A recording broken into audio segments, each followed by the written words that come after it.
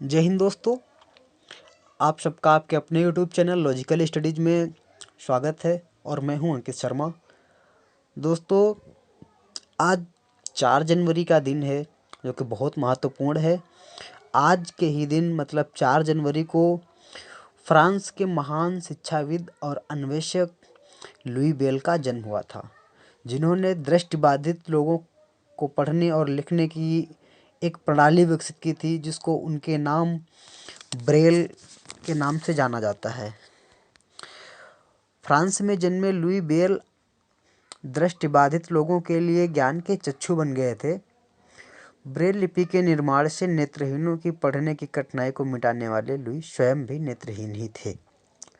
दोस्तों, आज Louis bell का जन्म दिवस है, तो आज के दिन मैं उनको श्रद्धांजलि देने के रूप में मैं अपनी द्वारा जो हमसे हो सकता है उस क्षेत्र में ही काम कर सकता हूँ। तो मैं आप सबको लुई बेल के जीवन और उनके संघर्ष के बारे में बताऊंगा, जिससे कि आप लोगों को उनके बारे में ज़्यादा से ज़्यादा जानने का अवसर प्राप्त हो। तो मैं पहले उनके जीवन के बारे में बताऊंगा, उसके बाद उनके संघर्ष के बारे में बताऊंगा। उन्होंने अपने समय में कितना संघर्ष किया, किस तरीके से उन्होंने अपनी ये ब्रेल लिपि को विकसित किया। तो चलिए पहले हम उनके जीवन के बारे में जानते हैं। लुईस ब्रेल का जन्म 4 जनवरी 1809 में फ्रांस के एक छोटे से ग्राम कूपे में एक मध्यवर्गीय परिवार में हुआ था। इनके पिता साइमन रेले ब्रेल शाही घोड़ों के लिए काठी और जीन बनाने का कार्य किया करते थे। पारिवारिक आवश्यकताओं के अनुरूप पर्याप्त आर्थिक संसाधन नहीं होने के कारण साइमन को अतिरिक्त मेहनत करनी होती थी। इसीलिए जब बालक लुईस मात्र 3 वर्ष के हुए तो उनके पिता ने उसे भी अपने साथ घोड़ों के लिए काठी और जीन बनाने के कार्य में लगा लिया। अपने स्वभाव के अनुरूप 3 वर्षीय बालक अपने आसपास उपलब्ध वस्तुओं से खेलने में अपना समय बिताया करता था। इसीलिए बालक लुईस के खेलने की वस्तुएं वही थी जो उसके पिता द्वारा अपने कार्य में उपयोग की जाती थी, जैसे कठोर लकड़ी, रस्सी, लोहे के टुकड़े, घोड़े की नाल, चाकू और काम आने वाले लोहे के औजार। किसी 3 वर्षीय बालक का अपने नज़दीक उपलब्ध वस्तुओं के साथ खेलना और शरारतों में लिप्त रहना नितांत स्वाभाविक बिता। एक दिन लोहे के लिए लकड़ी को काटने में इस्तेमाल किया जाने वाला चाकू अचानक उछलकर इस नन्हे बालक की आंख में जा लगा। बालक की आंख से खून की धारा बह निकली।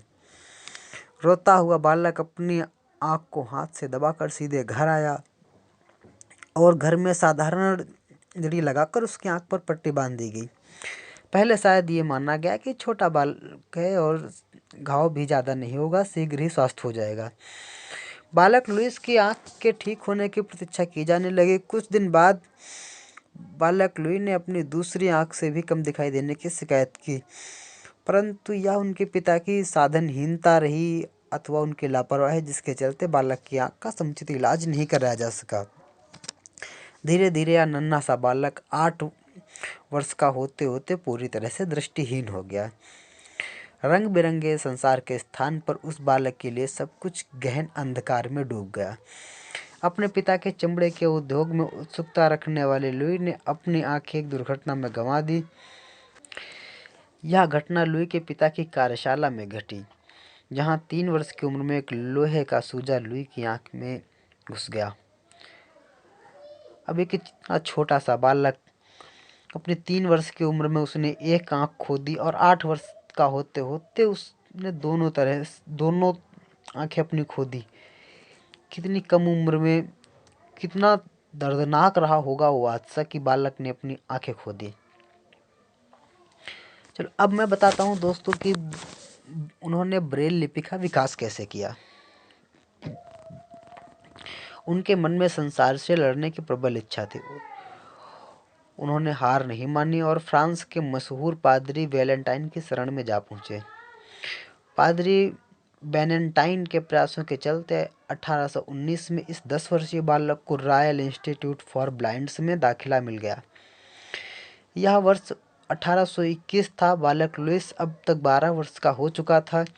इसी दौरान विद्यालय में बालक लुइस को पता चला कि शाही सेना के सेवानिवृत्त कैप्टन चार्ल्स बार्बर ने सेना के लिए ऐसी कूटलिपि का विकास किया जिसकी सहायता से वे टटोल कर अंधेरे में भी संदेशों को पढ़ सकते थे। कैप्टन चार्ल्स बार्बर का उद्देश्य युद्ध के दौरान सैनिकों को आने वाली परेशानियों को कम करना था। बालक लुइस का मस्तिष्क सैनिकों के द्वारा टटोल कर पढ़ी जा सकने वाली कूटलिपि में दृष्टिहीन व्यक्तियों के लिए पढ़ने की संभावना ढूंढ रहा था। उसने पादरी बैलेंटाइन से यह इच्छा प्रकट की कि वह कैप्टन चार्ल्स बार्बर से मुलाकात करना चाहता है। बार्बर ने लुइस की कैप्टन से मुलाकात की व्यवस्था कराई। अपनी मुलाकात के दौरान बालक ने कैप्टन के द्वारा सुझाई गई कूटलिपि में कुछ संशोधन प्रस्ताव किए। कैप्टन चार्ल्स बार्बर ने उस अंधे बालक का आत्मविश्वास देखकर दंग रह गए। अंततः पादरी बैलेंटाइन के शिष्य के द्वारा बताए गए संशोधनों को उन्होंने स्वीकार कर लिया।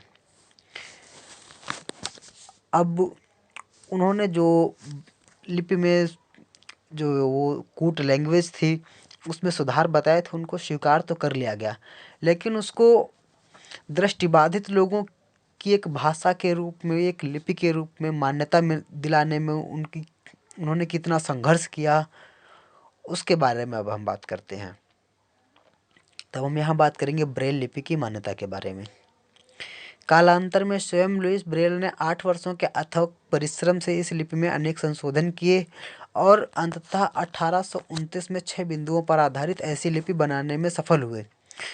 लुइस ब्रेल के आत्मविश्वास की अभी और परीक्षा होना बाकी था, इसीलिए उनके द्वारा आविष्कृत लिपि को तत्कालीन शिक्षा शास्त्रियों द्वारा मान्यता नहीं दी गई और इसका मखौल उड़ाया गया। सेना के सेवानिवृत्त कैप्टन चार्ल्स बार्बर के नाम का साया लगातार इसी लिपि पर मंडराता रहा और सेना के द्वारा उपयोग में लाई जाने वाली इस लिपि को सेना की कूटलिपि ही समझा गया। परंतु लुइस ब्रेल ने हार नहीं मानी और पादरी बैलेंटाइन के संवेदनात्मक, आर्थिक एवं मानसिक सहयोग से इस शिष्य ने अपना आविष्कृत लिपि को दृष्टिहीन व्यक्तियों के मध्य लगातार प्रचारित किया। उन्होंने सरकार से प्रार्थना की कि इसे दृष्टिहीनों की भाषा के रूप में मान्यता प्रदान की जाए। यह लुइस का दुर्भाग्य रहा कि उनके प्रयासों को सफलता नहीं मिल सकी और तत्कालीन शिक्षा शास्त्रियों द्वारा इसे भाषा के रूप में मान्यता दिया जाने योग्य नहीं समझा गया। अपने प्रयासों को सामाजिक एवं संवैधानिक मान्यता दिलाने के लिए संघर्षरत लुइस 43 वर्ष की अवस्था में अंततः 1852 ईस्वी में जीवन की लड़ाई हार गए, परंतु उनका हौसला उनकी मृत्यु के बाद भी नहीं मरा। अब हम बात करते हैं कि लुइस ब्रेल की जो शिक्षा लिपि है उसको मान्यता मिली, लेकिन उनकी मृत्यु के बाद। तो उनकी मृत्यु के बाद वहाँ की सरकार ने उनके सम्मान में क्या किया और उनकी मृत्यु के बाद क्या क्या हुआ, इस बारे में हम बात करते हैं। उनका देहांत 6 जनवरी 1852 को हुआ। लुइस ब्रेल द्वारा आविष्कृत 6 बिंदुओं पर आधारित लिपि उनकी मृत्यु के उपरांत दृष्टिहीनों के मध्य लगातार लोकप्रिय होती गई। लुइस की मृत्यु की घटना के बाद शिक्षा शास्त्रियों द्वारा उनके किए गए कार्य की गंभीरता को समझा जाने लगा और दृष्टिहीनों के मध्य लगातार मान्यता पाती जा रही लिपि के प्रति अपने पूर्वाग्रहपूर्ण दरकियानूशी विचारों से बाहर निकलते हुए इसे मान्यता प्रदान करने की दिशा में प्रचारित किया गया। अंततः लुइस की मृत्यु के पूरे 100 वर्ष के बाद फ्रांस में 20 जून 1952 का दिन उनके सम्मान का दिवस निर्धारित किया गया। इस दिन उनके गृह ग्राम कूपे में 100 वर्ष पूर्व दफनाए गए उनके पार्थिव शरीर के अवशेष पूरे राजकीय सम्मान के साथ बाहर निकाले गए। उस दिन जैसे लुइस के ग्राम कूपे में उनका पुनर्जन्म हुआ। स्थानीय प्रशासन तथा सेना के आला अधिकारी, जिनके पूर्वजों ने लुइस के जीवन काल में उनका लगातार अपेक्षित किया तथा दृष्टिहीनों के लिए उनकी लिपि को गंभीरता से न लेकर उनका मखौल उड़ाया, अपने पूर्वजों के द्वारा की गई गलती की माफ़ी मांगने के लिए उनकी समाधि के चारों ओर इकट्ठा हुए। लुईस के शरीर के अवशेष ससम्मान निकाले गए। सेना के द्वारा बजाई गई शोक धुन के बीच राष्ट्रीय ध्वज में उन्हें पुनः लपेटा गया और अपनी ऐतिहासिक भूल के लिए उत्खनित नश्वर शरीर के अंश के सामने समूचे राष्ट्र ने उनसे माफी मांगी। राष्ट्रीय धुन बजाई गई और इस सब के उपरांत धर्माधिकारियों द्वारा दिए गए निर्देश के अनुरूप लुईस से ससम्मान चिर निद्रा में लीन होने की प्रार्थना की गई। इसके लिए बनाए गए स्थान में उन्हें राष्ट्रीय सम्मान के साथ पुनः दफनाया गया। संपूर्ण वातावरण ऐसा अनुभव दे रहा था जैसे लुईस पुनः जीवित हो उठे हों। दोस्तों, इसके बाद मैं एक बात ये भी बताऊं कि भारत में आखिर भारत सरकार ने इसके लिए क्या किया, तो इस बारे में भी मैं बात करूंगा। दोस्तों, लुईस एक देश ही नहीं, पूरे दुनिया के लिए दृष्टिबाधित लोगों के लिए मसीहा थे। उन्होंने उनको पढ़ने लिखने के लिए एक ऐसी लिपि बनाई थी जिससे कि वो आराम से पढ़ सकते थे बिना किसी दूसरे व्यक्ति की सहायता से। तो विगत वर्ष 2009 में 4 जनवरी को जब लुईस बेल के जन्म को पूरे 200 वर्षों का समय पूरा हुआ, तो लुईस बेल जन्म द्विशती के अवसर पर हमारे देश भारत ने उन्हें पुनः पुनर्जीवित करने का प्रयास किया। जब इस अवसर पर उनके सम्मान में डाक टिकट जारी किया गया। यह शायद पहला अवसर नहीं है जब मानव जाति ने किसी महान आविष्कारक के कार्य को उसके जीवन काल में अपेक्षित किया, और जब वह महान आविष्कारक नहीं रहे तो उनके कार्य का सही मूल्यांकन तथा उन्हें अपेक्षित सम्मान प्रदान करते हुए अपने भूल का सुधार किया गया। ऐसी परिस्थितियां संपूर्ण विश्व के समक्ष अक्सर आती रहती हैं जब किसी महान आत्मा के कार्य को समय रहते ईमानदारी से मूल्यांकित नहीं किया जाता तथा उसकी मृत्यु के उपरांत उसके द्वारा किए गए कार्य का वास्तविक मूल्यांकन हो पाता है। ऐसी भूलों के लिए कदाचित परिस्थितियों को निरपेक्ष रूप से न देख पाने की हमारी अयोग्यता ही हो सकती है।